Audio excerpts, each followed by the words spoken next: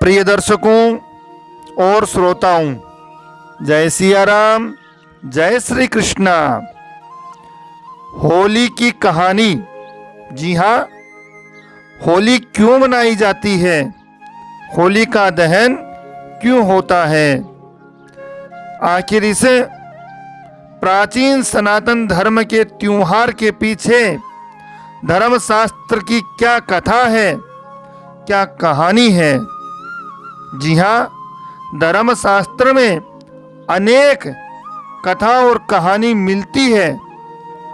होली के त्योहार के मनाने के पीछे जो रहस्य है वह कई कथा और कहानियों के माध्यम से प्रकट होता है। धर्मशास्त्र के अनेक वर्णन है।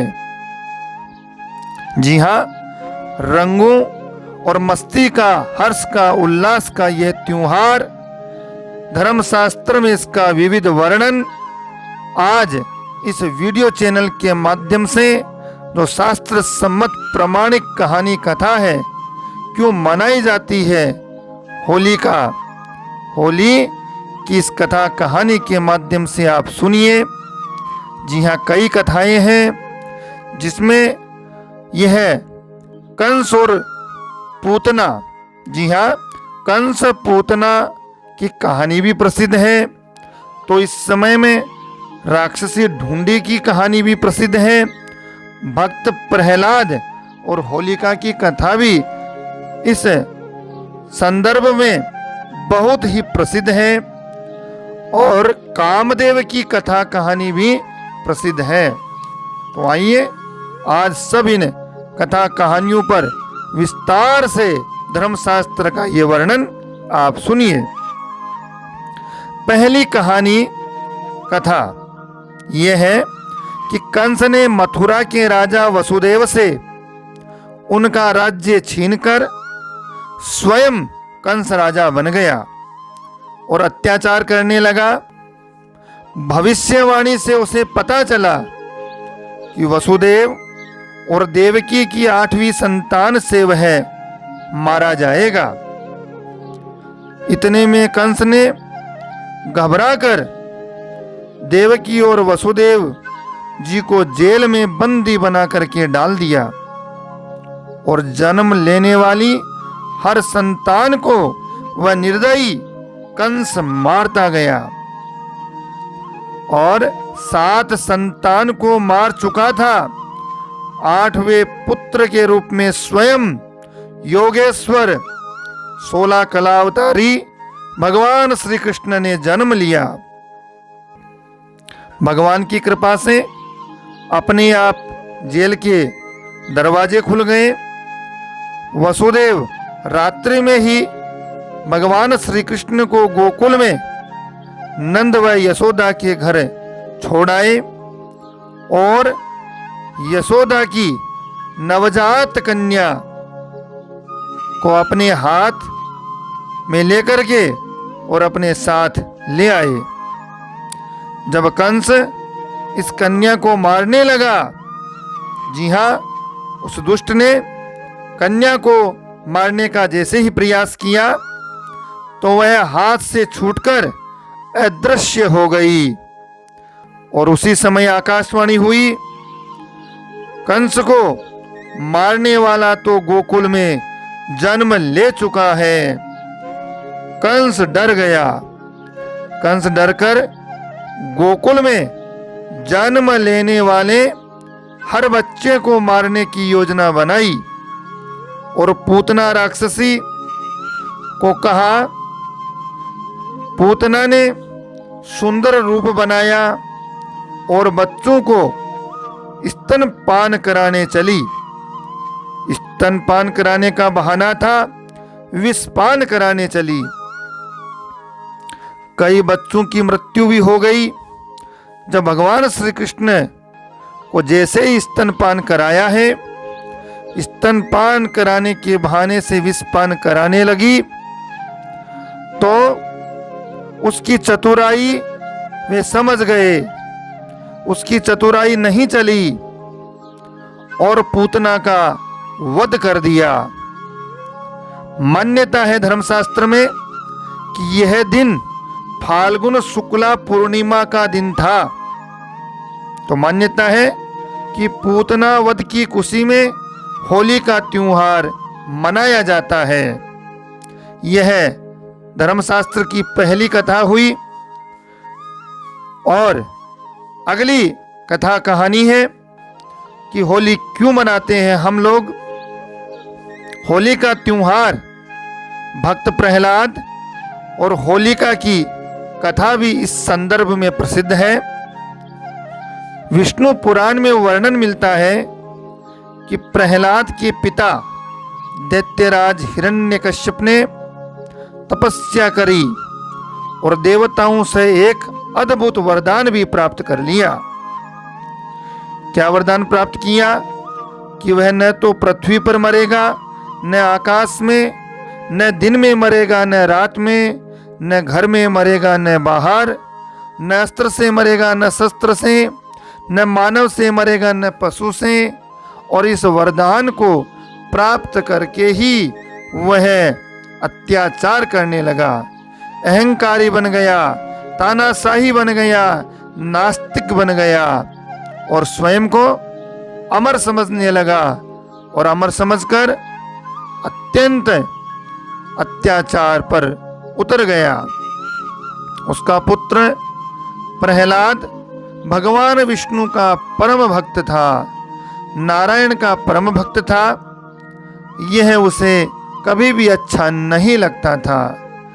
जी हाँ, भक्त प्रहलाद के पिता को यह नहीं सुहाता था और हिरण्यकश्यप चाहते थे कि वह भगवान विष्णु नारायण की भक्ति छोड़ दे, परंतु भक्त प्रहलाद नहीं माना।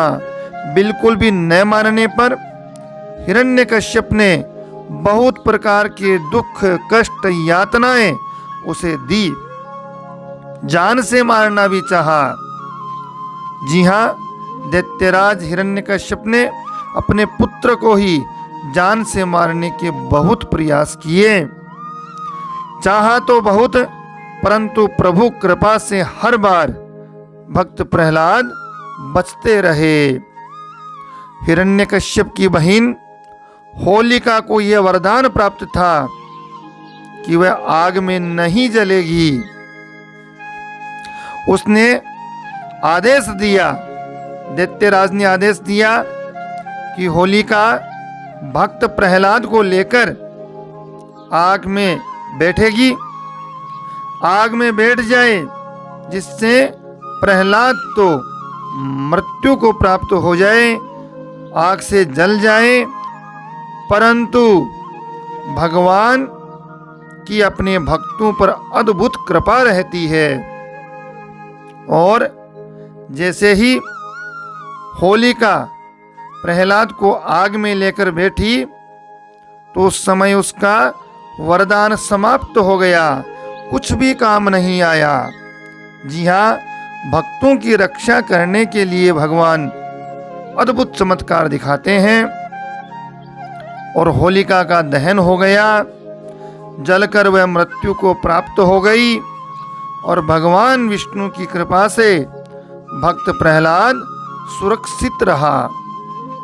मान्यता है कि इस घटनाक्रम के अंत में सभी ने खुशी मनाई, पर्व मनाया। यह होली का दहन पर्व है। होली किस प्रकार से यह कथा कहानी हुई, होली का दहन हम करते हैं, इसका रहस्य कथा अभी और है, तो अगली कथा भी सुनिए। जी हाँ, राक्षसी ढूंढी।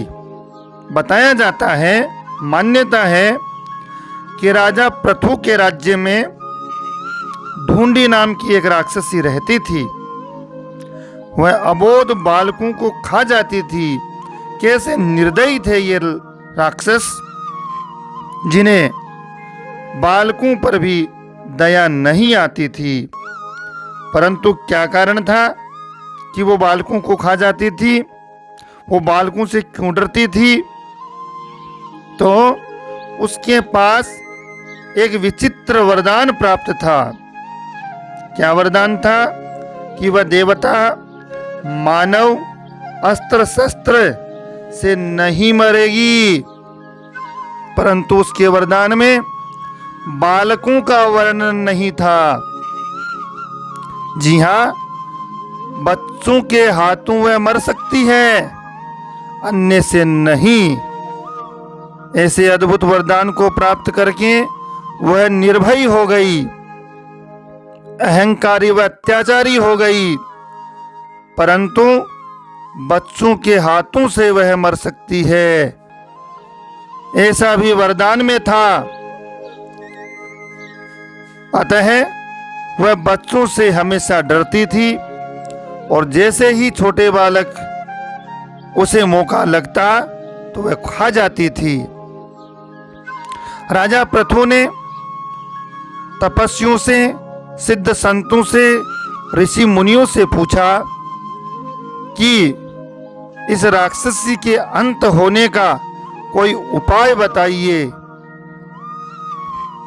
तो सिद्ध संतों, ऋषियों, मुनियों, तपस्वियों ने बताया कि नगरी के सब बच्चे फाल्गुन शुक्ला पूर्णिमा के दिन नगर के सब बच्चे जलती हुई लकड़ी लें और उस राक्षसी पर फेंकें तथा फिर नाचे गाएं नृत्य करें।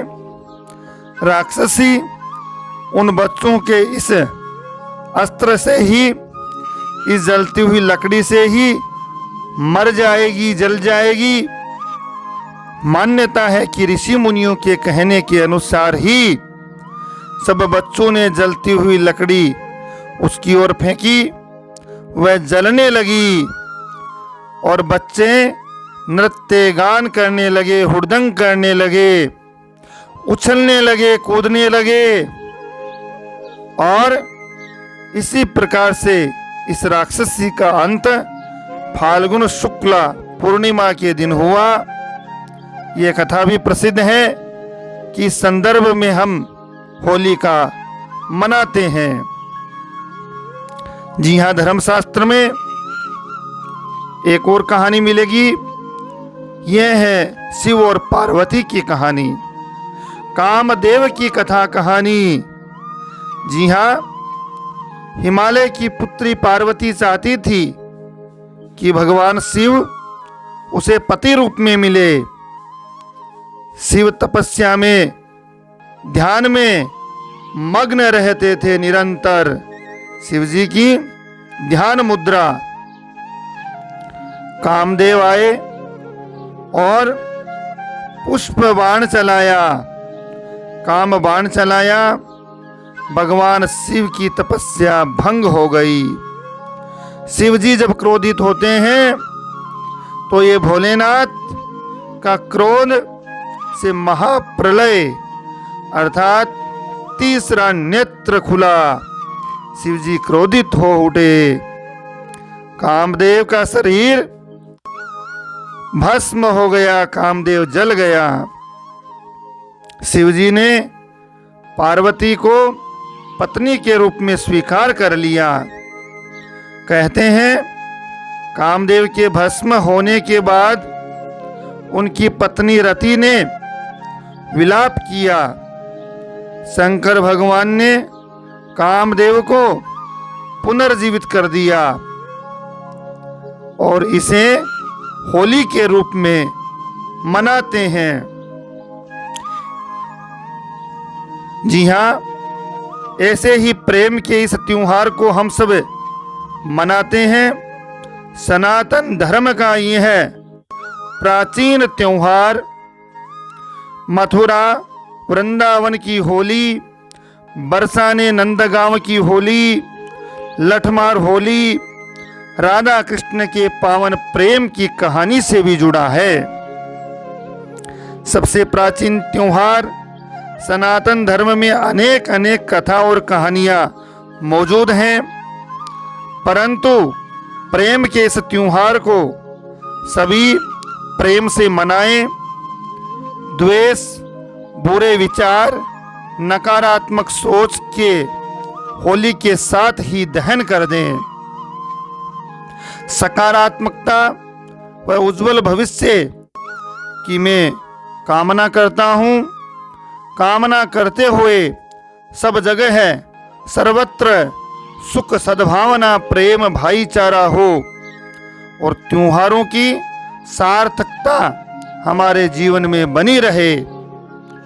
धरती से पापाचार समाप्त हो, नैतिकता सज्जनता सद्भावना चहूं और हो। ऐसी ही मंगल कामना के साथ ये होली का क्यों मनाते हैं, इस संदर्भ में ये कथा कहानियाँ हमारा मार्गदर्शन करती है। आप जरूर सुने। लिंक अपने स्नेहजनों मित्रजनों को भी जरूर शेयर कीजिए। साथ ही अपना स्नेह प्रेम इसी प्रकार बनाए रखें। लाइक शेयर सब्सक्राइब जरूर करें। जय सिया राम, जय श्री कृष्णा।